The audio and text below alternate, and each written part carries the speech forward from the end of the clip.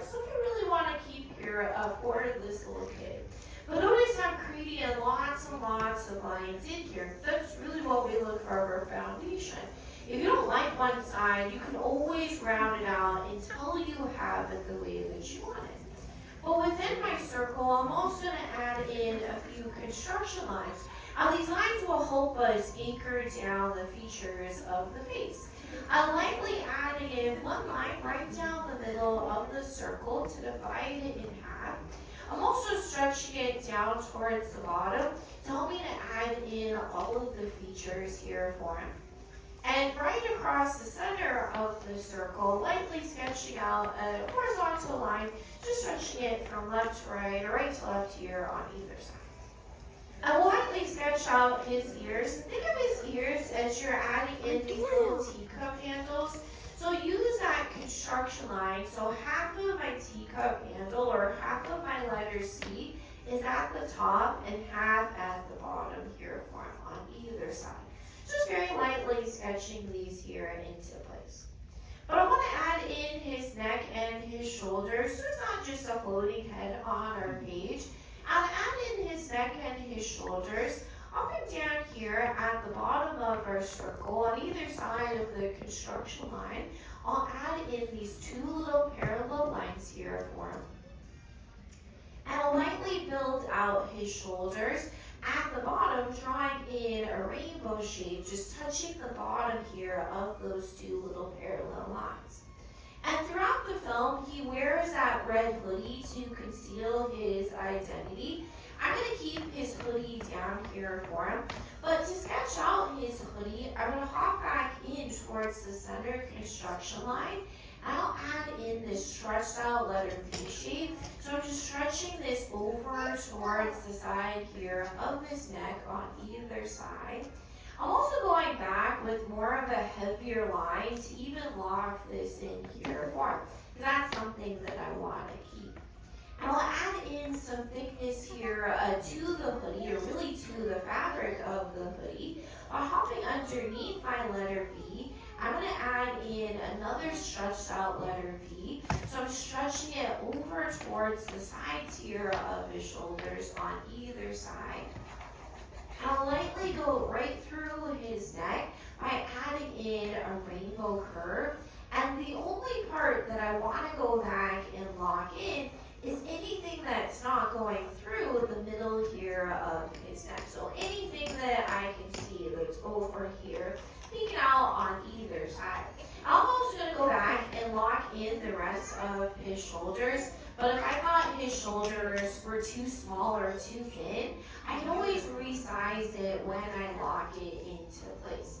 So notice now how his hoodie and really his neck are starting to stand out really from the rest of our underdrawing. Hector also paints some lines here along the inside here of his neck to really make him fit into the land of the dead war. But we can also start to really paint Miguel's face here too. And Hector paints Miguel's nose as an upside down heart shape, because all of the skulls have got those upside down heart shapes for their noses, or really so that they can breathe, though they are in the land of the dead. But I'm going to hop back in towards my center construction line. I'm going to draw in this sideways letter J shape. So I'm just curving it right back over towards the center, just right up above the horizontal line here for him on either side. You can also turn the board right side up so you can really create in this heart shape here for his nose. Now Hector doesn't actually use face paint to paint Miguel's face. What does he use? For shoes. Yeah, shoe polish. And what does Miguel's family do for a living? Yeah, they make shoes. So it's a little bit of what we call a foreshadowing going on there. So the two things might have something in common. Not to be any spoilers or anything, but the film has been out since 2017. But we can start to give Miguel a smile, and to add in his smile halfway between the bottom of his nose and the bottom of the circle, I'll give myself a little tick point here for him. I'm going to draw in this stretched out letter U shape stretching it out over towards the left and on the right hand side. And when we smile, we get what we call smile lines on the ends. He gets these two. So I want to cap his smile on either side by drawing in these little rainbow curves. He also paints some lines here along the inside here of his smile to really represent like a skeleton's teeth. We can also start to go back and even lock in this bottom portion here of the circle from one side of our construction line to the other. But if you thought something was too big or too small, you can always resize and readjust it as you lock it in. But Miguel has something on one side of his cheek that he doesn't have on the other side. Yeah, his little dimple. So we're going to draw in just a little baby comma mark here for his dimple. Although this is in place, I'd say we're about halfway through with our sketch here of little Miguel. So how are our drawings turning out so far? Good. Are we having fun?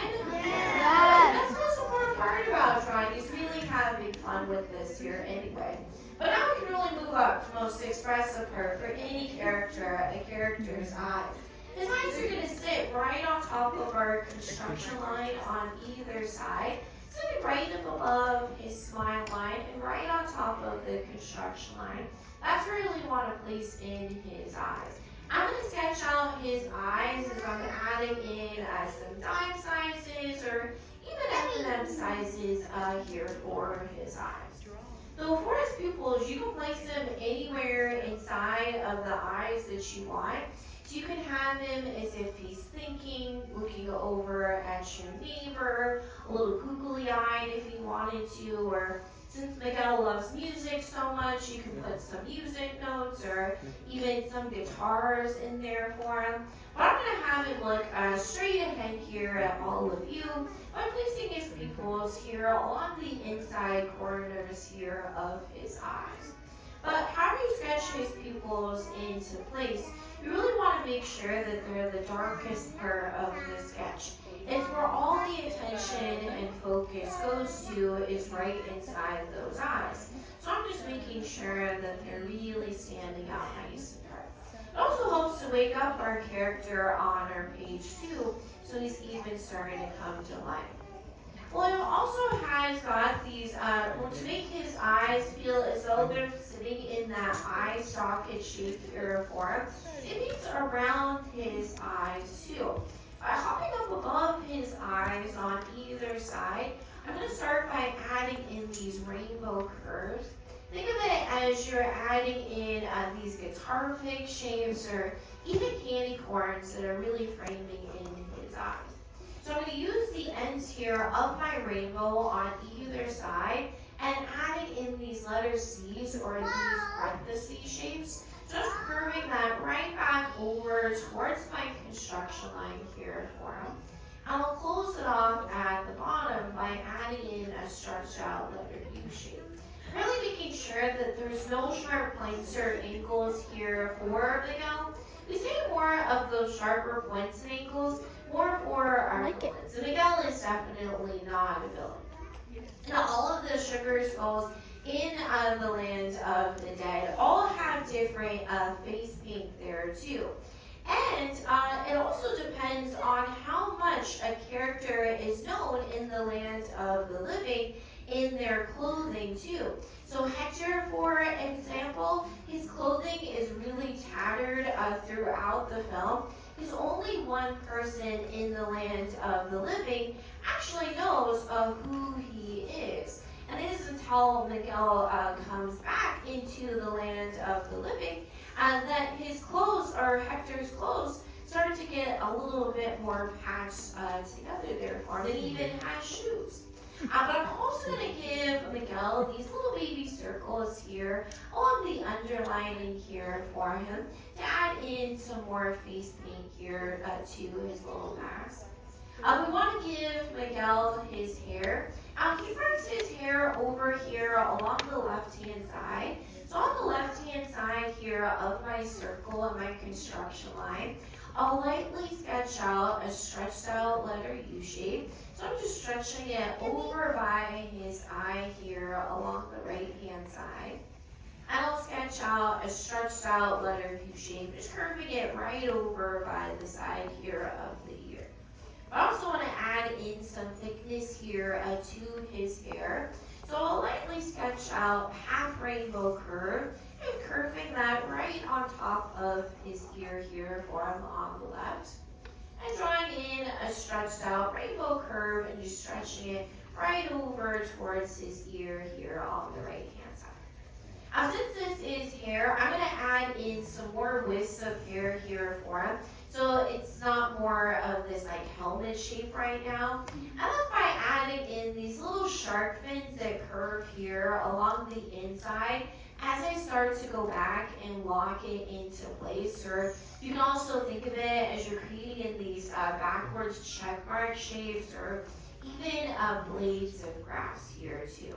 And I'll even give him some little sideburns over here by the sides of his ears by drawing in these little letter B curves over here along the side. I'll even add in another wisp of hair here along the left-hand side. I'll start to go back and really lock in the rest of his hair and also his ears, anything that's not being covered up by his hair. You can also add in a fold to the inside of his ear too by drawing in these little baby letter C curves here for him.